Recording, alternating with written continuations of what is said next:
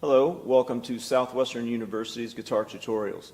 In this video, we're going to be taking a look at Carulli's Prelude No. 1, which focuses on the PIM arpeggio. The video will be broken up into three segments. In the first segment, I'll be playing along with a scrolling score at a slower tempo. In the second segment, we'll do a mini lesson. We'll focus on a couple moments within the piece that need a closer look. And in the third segment, I'll play the piece at concert tempo. And just a heads up, if you're trying to play along with the scrolling score, you'll hear 4 clicks before the music starts.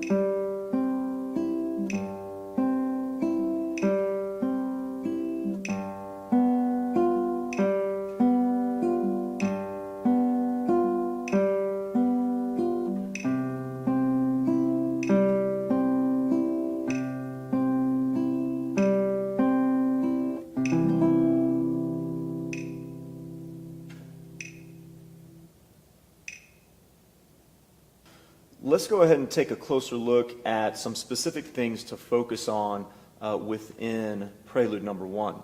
So the first thing I want to discuss is the arpeggio itself for the right hand. What we have happening consistently throughout the piece is I and M more or less stays on strings 2 and 1 through the entire piece of music, but the thumb is jumping from string 3 to 5 or 4 to 5. It's moving around quite a bit. And when we have our PIM set up on 3, 2, 1, that's going to feel a little bit more natural to the right hand. But then when we reach to the 4th, 5th and 6th strings, mostly, feels kind of awkward because we have to open up that hand and can introduce a little bit of tension to the thumb. So as you play that arpeggio, try to always think of it consistently in the same manner where your thumb will follow through into the top joint of your index finger instead of remaining elevated or creating any sort of tension in the hand. That's the thing that we're trying to avoid. But for a more specific discussion of that, you can take a look at our PIM arpeggio technique video, which discusses specific ways to practice that. Okay, now let's look at a couple measures within the prelude. One thing I want to bring your attention to, I just mentioned a second ago, is that I and M more or less stay on strings 2 and 1 throughout the entire piece. There is one measure where that changes, and that's measure 9, where we go to this D minor chord. So we're coming out of an A7 chord, and then I have to think about preparing I and M on strings 3 and 2 instead of 2 and 1, which might feel a little awkward since you've had them on strings 2 and 1 for the entirety of the piece up to that point, and then they go straight back to 2 and 1. So it's just something to be aware of when you're preparing that chord and getting I and M set on strings 3 and 2 instead of 2 and 1. Just a little bit of mental preparation there. And the other spot I want to take a look at is measures 5 to 6. There's a couple moments where this idea we're going to discuss comes up within the music, but we'll talk about it specifically here. So we're in measure 5, we're playing a C major chord.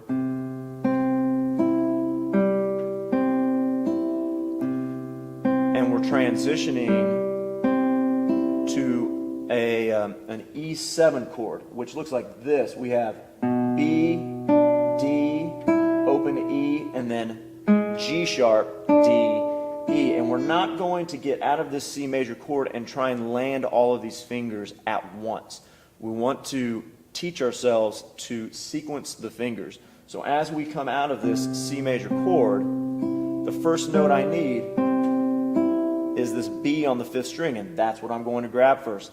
The next note I need is the D on string 2, and then the open E string. So I don't have to get this G sharp down until the second B, right? I have all the time in the world to get that index finger down, and I have a little bit of time to get that pinky down. So the first thing I have to think about is that second finger. There's a couple moments where that comes up, so just be aware of that, be on the lookout for it. Let's go ahead and listen to the piece at concert speed.